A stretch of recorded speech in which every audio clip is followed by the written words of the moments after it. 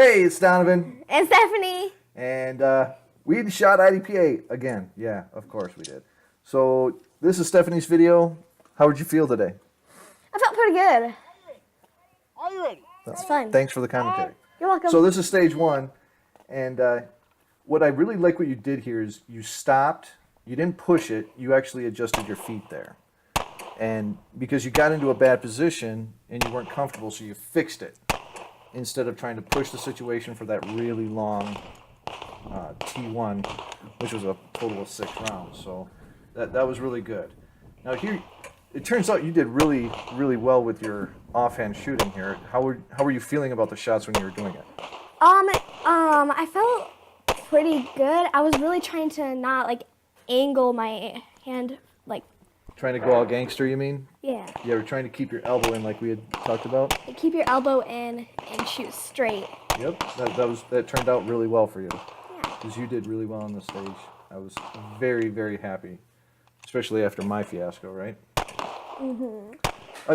Your right hand shooting, your strong hand, it seems to be improving quite a bit as well. Clear, slide forward, pull the trigger. And Did you have any problems range is clear. like remembering what you were supposed to do? Because I completely blew it. I actually didn't, to be honest. I was actually really surprised because, in past shooting things, I've kind of blew it. Yeah. Well, that's good. So you see your shots here. So you did go wide on that one, but I mean, that was your offhand, so who cares, right? Yeah. Look how tiny those were. Yeah. Those are really good.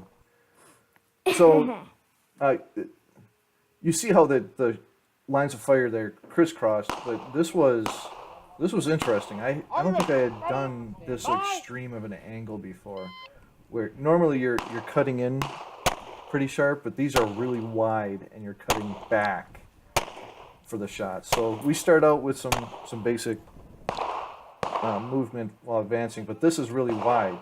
So the fault line creates a really tight scenario there against the wall. Did you have any issues? I actually had a bit of trouble seeing the targets because it was just so slim. It was hard. Really, it was really tight there. But this one is all completely wide, and you continue to creep up on the cover. Now you stopped yourself and you backed up a little bit, but you see your gun is still past the wall there. And we need to be careful of that because if you go to do a transition, it could interfere. But later on, you actually do something really good that I'll comment on. So, starting from a seated position with your head down, was it kind of wiggy? Did it kind of freak you out a little? Yeah, sort of. It was kind of hard getting my gun out of my holster from sitting down because it was kind of the gun was kind of digging into my thigh. Sure. It hurt. So it's different situations you have to just kind of deal with, right? You had to adjust a little bit based off of what I had done just before you on how to shoot between those 2 non-threats to get those 3 targets. And you seem to adjust on the fly very well to that. Your reloads, you're forgetting how we drilled reloading. Did you notice that at any point during the day when you were in the middle of a reload and you're like, why am I doing it this way? Did that happen? I did realize it one time, but I kind of knew that I wasn't doing the finger thingy bobber the whole time, the whole day. So it's just that buzzer goes off and you forget, don't you? Because Yeah. there's so much to think about, you just kind of forget. So this was actually our first stage of the day right here, stage 4. And this is kind of interesting because you go to one side of the barrier and you can see 4 targets and 4 non-threats. But when you go to the other side of the barrier, you see 4 targets and 4 non-threats as well. But there are different 4 targets. You can only see 4 from either side. They did a really good job of doing that. And then they mixed in some headshots. Yeah, the headshots, it was kind of hard because, there was a barrel there, a non-threat, the black part that didn't count. Yeah, It's just the hardcover. It messes with your head, don't it? Yeah. I like that stage quite a bit. It was really fun. But I liked how they no matter what, you're always starting with the headshots. So it makes you calm down, it makes you slow down, and it really tests your ability to, you go from rushing to the other side to slow your pace. But then you have to pick it up again for these. Yeah, I'm pretty sure it was this one where on the left side I was picking it up and I was going pew pew pew pew pew pew pew pew pew. And How'd then that go again? it went pew pew pew pew pew.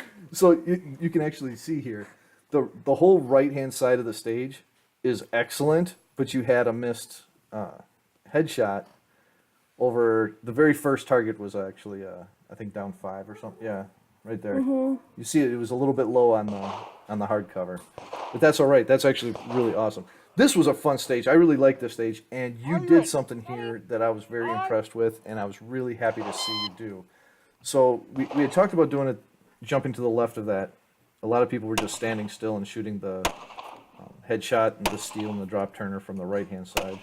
But you and I both went to the left, and it seemed to work out okay. Did you have any issues there? I saw you resting the gun, and right there, when you came around the barrel is where I was talking about, because you drew the gun back into your chest, stepped over, and then brought it back out again. And that's really good so that you don't end up breaking a 180. Did you have any issues on this stage? You know, since I am kind of really short, the table, it was kind of hard, so, and then I just gotta take a break and rest my arm. Pew, pew. Make use of available assets, right? Yeah. So it went okay. You did have a couple accuracy issues on this left-hand side. The right-hand side was better. So you seem to start out, sometimes you start out weaker and finish strong, other times you start really strong and finish weaker, but we had discussed prior to the day for you to pick up the pace on it. You had been shooting pretty slow and really accurate, but I wanted you to start picking up the pace because you were accurate enough already. I needed you to step it up, step it up, step it up. And a prime example is this stage, because what happened? Stage 6, what happened with your pace, your pacing and your cadence of your shots? You remember? Nope. Okay, so watch how fast you're shooting here. You're wrapping them off just fine. You got a good pace going. You're transitioning. You're seeing the sights on the target. You're pulling the trigger. No issues. Then what happens here? Now here's another example of your horrible reload. That's not how we drilled. It's Now amazing listen. because I did it. Now listen to your cadence. You went I back to slowed down. you went back to your old way of shooting, where trying to get that sight picture exactly perfect. Now that's okay if the shot is really, really long, but the closer it is, the faster you can just let it fly. Okay. Now look at your bullet holes here. Look at your targets. Your worst targets were actually your slower shots. Yeah. You got it. Just trust your trigger. You're great on the trigger. You have a really good trigger squeeze. Trust your sights. As soon as that sight gets in the notch on the target, let it go. Okay? So that's something you got to learn to do. It's a combination of pace and speed. Yeah, one of those targets, I had a little bit of trouble because I went to pull the trigger and my gun jerked and it went totally out as the gun was firing. Oh, I was did like, you? Did you have fun? I had lots of fun.